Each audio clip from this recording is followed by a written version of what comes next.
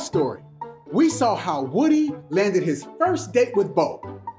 Let's see what adventure our toys go on in today's story, A Roaring Field Trip. Let's get started.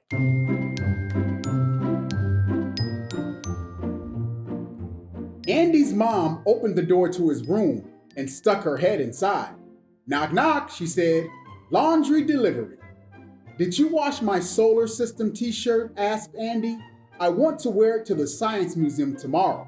"Sure did," his mom answered. "You're pretty excited about this field trip, aren't you?" "Oh yeah," Andy replied. "They've got a brand new dinosaur exhibit. And our teacher says that if there's enough time, we can even go to the gift shop." "Well, let's go find my purse and I'll give you some spending money to take along," said his mother. "Gee, thanks, Mom," Andy replied as he followed her downstairs. "Oh no," Rex the dinosaur wailed. "She's giving him money to spend in the gift shop. You know what's in a gift shop, don't you? Toys. What if he picks one he likes better than us? What if he picks a dinosaur fiercer than me? What are we going to do?" "Calm down," Woody the cowboy told him. "You're right though. I don't like the idea of the gift shop either." "Sounds like Andy needs a couple of shopping buddies," added Buzz Lightyear the Space Ranger. "Are you suggesting we go to the museum?" Woody asked. "Why not?" said Buzz. "We might even learn something while we're there." The next morning, while Andy was having breakfast, Woody and Buzz climbed inside his backpack for their big trip. "Wait, wait," yelled Rex. "I'm coming too." "Didn't you hear Andy mention the dinosaur exhibit? This is a once-in-a-lifetime opportunity." Before Woody or Buzz could say anything, Rex had crammed himself in beside them. "Good luck," cried Ham the piggy bank, "and stay safe." "It's a museum," Woody replied. "How dangerous could it be?" When Andy's class arrived at the museum, he and his classmates excitedly followed their teacher inside. "Welcome," said their guide. "We're so happy to have you with us today. Before we begin our tour, I'll need you to put your backpacks in the coat room. You may pick them up at the end of your visit." The toys looked at each other in alarm. They felt the bag drop to the floor. When the shuffle of the feet had grown distant, Woody opened the backpack, and sure enough, they were in the coat room. And Andy was nowhere in sight. "Well, that's that," said Woody. "I guess we're stuck here until Andy gets back." "I didn't come all this way to come sit in the coat room," Buzz said. "Yeah, this was my one chance to learn how to be a fiercer dinosaur," Rex cried. "We can't just go running all over the museum," Woody said. Rex and Buzz unzipped the backpack and jumped out. Woody sighed. "If you insist on doing this, then at least let's think this through first," he said. "Good thinking, Woody," Buzz replied. "But first we've got to figure out where we're going." "To the dinosaurs," said Rex. He had found a stack of maps behind the counter and was busy studying one. "See, there's the little dinosaur symbol marking where the exhibit is." "Good work," said Buzz. "Now, all we have to do is cover ourselves up with the map and make our way across the lobby." Ever so carefully, the toys moved slowly across the first floor of the museum. "There it is," Rex said suddenly.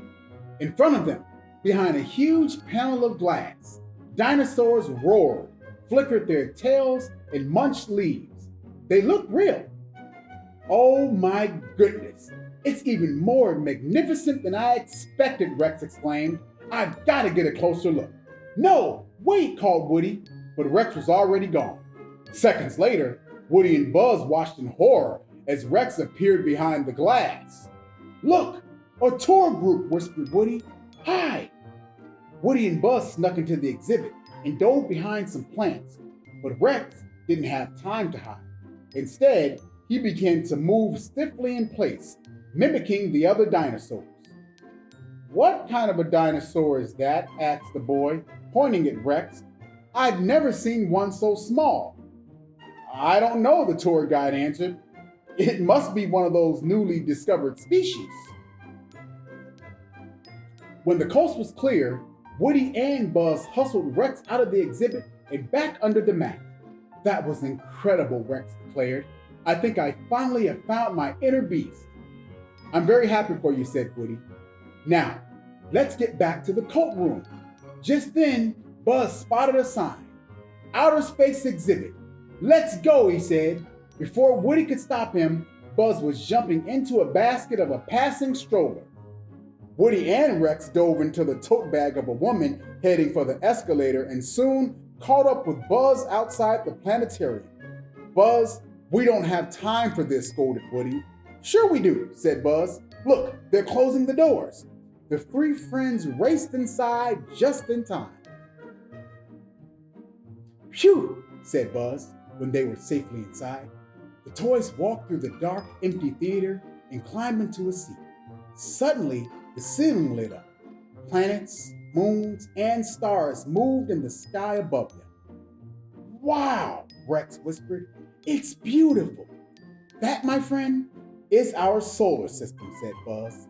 The planet closest to the sun is Mercury. Then come Venus, Earth, Mars, Jupiter, Saturn, Uranus, and Neptune. Why is Mars red? Rex asked. Because its soil has lots of iron, answered Buzz. And when iron rusts, the dirt turns red. And what's that around Saturn? Wondered the dinosaur. Those are rings made of billions of particles of ice and rock, Buzz explained. All of this is extremely informative, said Woody. But isn't anyone the slightest bit worried that Andy might get back to the coat room before we do? Negative, replied Buzz. Did you take a good look at that map? We've got hours before Andy's class is done seeing everything. The space show was longer than the toys expected. When it was over, a voice came from the loudspeaker. Your attention, please. The museum will be closing in 5 minutes. We'll never make it back there in time, cried Woody. The toys raced out of the planetarium. Andy's going to leave without us. No, he's not, replied Buzz. Not when we've got a spaceship. He pointed to a model suspended from the ceiling. Now follow me.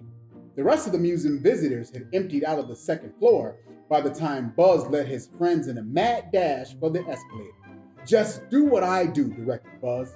He grabbed the handrail, rolled it just above the spaceship, jumped and dropped inside. Woody followed, but Rex froze. You can do it, Woody yelled from below. You're the king of the dinosaurs. I think I'm about to become extinct, Rex wailed as he fell toward the spaceship. All right, said Buzz.